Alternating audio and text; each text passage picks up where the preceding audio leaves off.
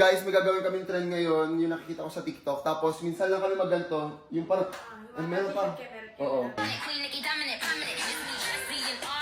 So, panoorin nyo yung BTS na ito. So, let's go!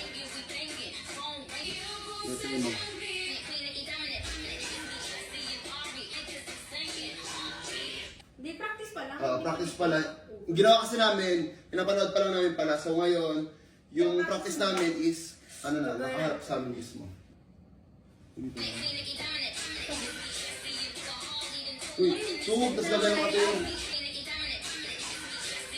Yeah, para last practice. Ang layo nyo. Sayang!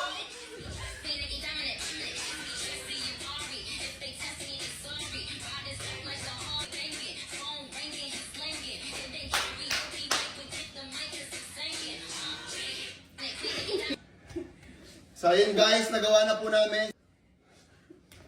Good illumination.